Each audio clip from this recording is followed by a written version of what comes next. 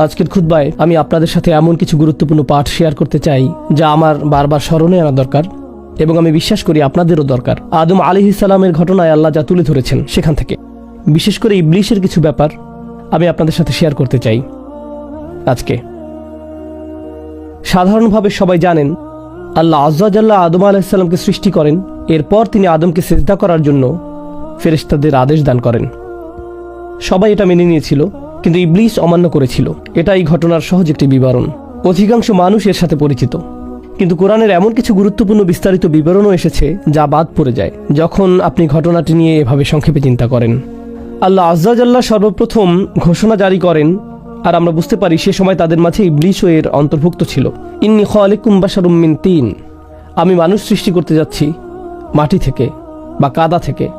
আল্লাহ যখন এই ঘোষণা দিচ্ছেন তখন তিনি আদমকে সৃষ্টি করেননি। আদম আলাইহিস সালামকে এখনো সৃষ্টি করা হয়নি, কিন্তু ঘোষণা জারি করা হয়েছে যে আল্লাহ এটা করতে যাচ্ছেন। এটা হলো খালিকুম বাশারুম মিন তিন। এবং এরপর ফাইজা, আরবিতে ইজা ব্যবহৃত হয় ভবিষ্যতে ঘটতে যাচ্ছে এমন কিছু বোঝাতে। ফাইজা সাওয়াইতুহু ওয়া নাফাখতু ফীহি মির রূহি, তাকে যখন আমি ভারসাম্যপূর্ণ করে তুলব এবং তার ভিতরে আমার রূহ ফুঁকে দেব। এগুলোর কোনো কিছুই এখনো ঘটেনি, সামনে ঘটতে যাচ্ছে। এরপর তিনি বললেন ফাকাউ লাহু সাজিদিন, তখন তোমরা তার উদ্দেশ্যে সিজদাবনত হয়ে যাও। অনেক বছর আগে একজন প্রখ্যাত আলেমের সাথে আমার লাম নিয়ে আলোচনা হয়েছিল। আমি অবাক হয়েছি যে কয়েক মাস আগে তিনি আমার কথার সাথে একমত হয়েছেন। এটা নিয়ে একটু পরে কথা বলবো, কিন্তু সবার আগে আমি চাই আপনারা এই আলোচনার প্রথম অংশের প্রতি মনোনিবেশ করুন। আল্লাহ বর্ণনা করছেন তিনি আমাদের পিতাকে সৃষ্টি করতে যাচ্ছেন এবং আমাদের সৃষ্টি করার জন্য যে প্রক্রিয়া অবলম্বন করতে যাচ্ছেন তার বর্ণনাও তিনি দিয়েছেন। তিনি বলেছেন সবার আগে আমি তাকে তিন থেকে তৈরি করব। এই পৃথিবীতে আমরাই একমাত্র সৃষ্টি নই যাদের তিন থেকে সৃষ্টি করা হয়েছে। বস্তুত সকল প্রাণীকুল অথবা যত ধরনের প্রজাতি এই পৃথিবীতে বর্তমান আছে তার সবই তিন থেকে সৃষ্টি করা হয়েছে। আমাদের এবং এই গ্রহে অবশিষ্ট অন্য সকল জীবের মাঝে এটা একটা কমন উপাদান। সমগ্র প্রাণী জগৎ, সকল পোকামাকড় সবাই তিন থেকে এসেছে।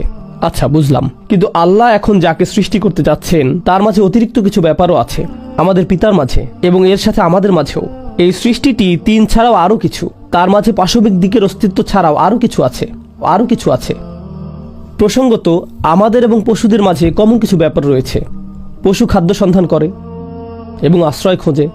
আমরাও খাদ্য কেনার জন্য মুদি দোকানে যাই, আমরা রেস্টুরেন্টে যাই খাদ্যের সন্ধানে, আমরা আশ্রয় খুঁজি।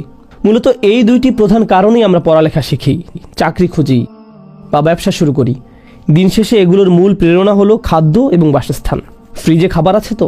যে বাড়িতে বাস করছেন তা বসবাস করার জায়গা হিসেবে ঠিক আছে তো? বিদ্যুৎ বিল পরিশোধ করতে পারছি তো? কলে পানি আছে তো? আমি যা বলতে